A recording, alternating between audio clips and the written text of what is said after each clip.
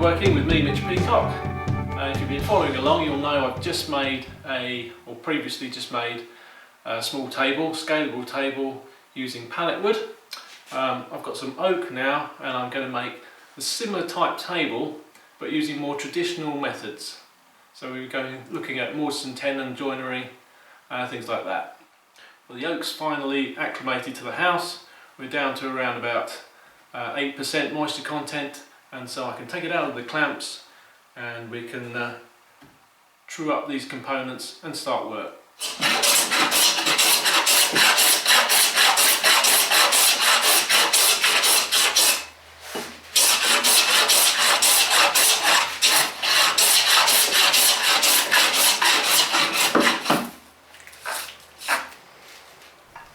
Here I'm using a jack plane with a quite heavily cambered blade to quickly scrub off all the high spots and get myself a pretty flat board.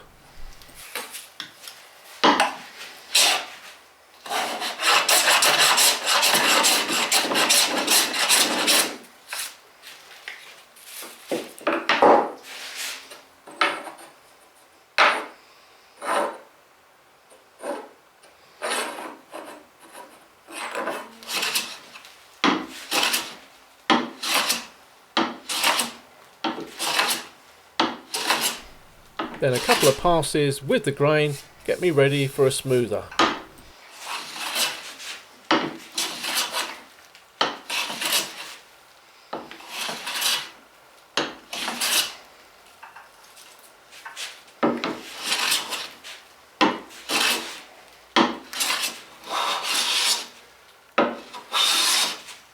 My smoother allows me to get rid of all the ripples left by the cambered blade of the jack.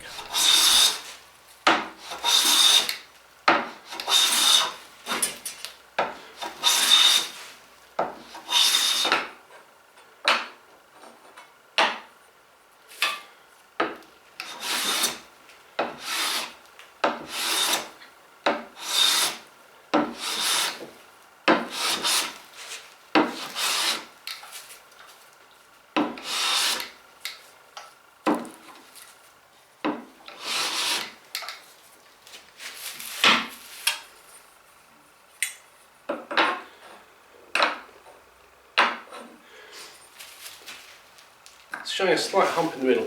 I think that must be because the board isn't sitting quite flat on the bench, and every time I plane it, it's pushing down a little bit. So I'll put a little very thin scraper underneath the edge there.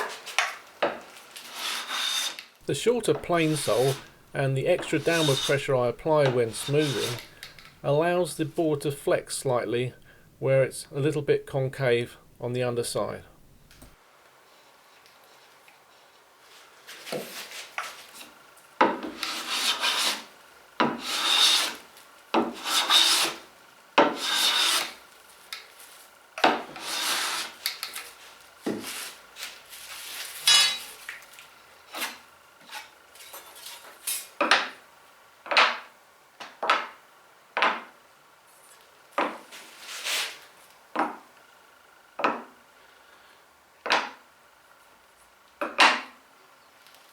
Excellent. You can tell something's flat when it goes down like that. It wants to stick.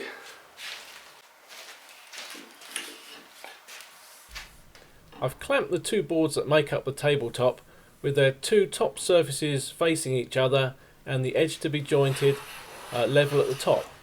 Now if I plane this, even if I'm slightly off angle, when I open the two pieces up together to put the joint together, it should remain nice and flat.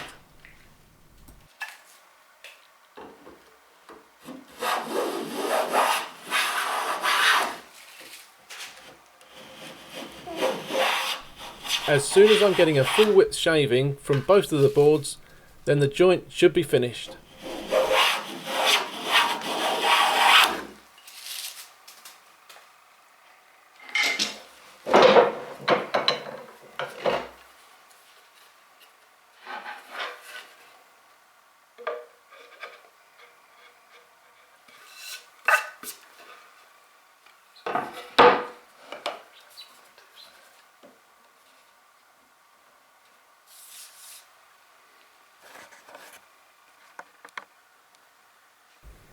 all ready to glue together.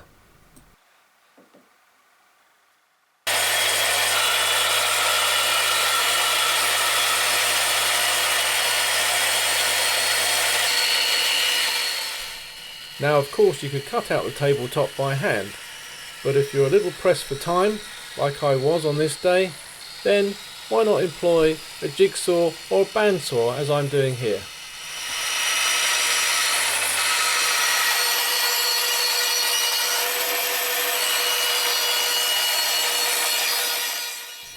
If you're wondering how I'm managing to freehand such an accurate circle, then there's a little bit of a trick. It's not freehanding, I'm using a circle cutting jig that I knocked up specifically for this. And I'll show you more about that another time.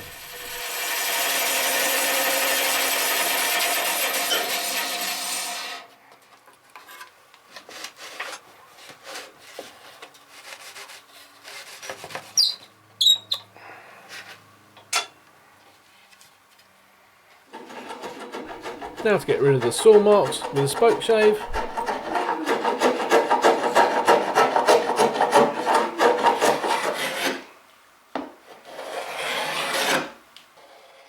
To finish shaping the top, I'm putting a small bevel on the top side and a much larger bevel on the underneath.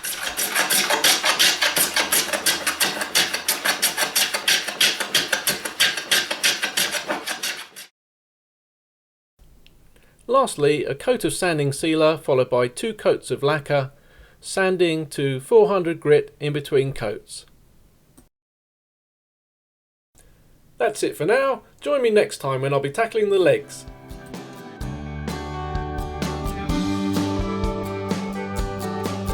Please take a moment to like, comment and subscribe, and follow me on social media for extra photos and videos from the workshop. Cheerio!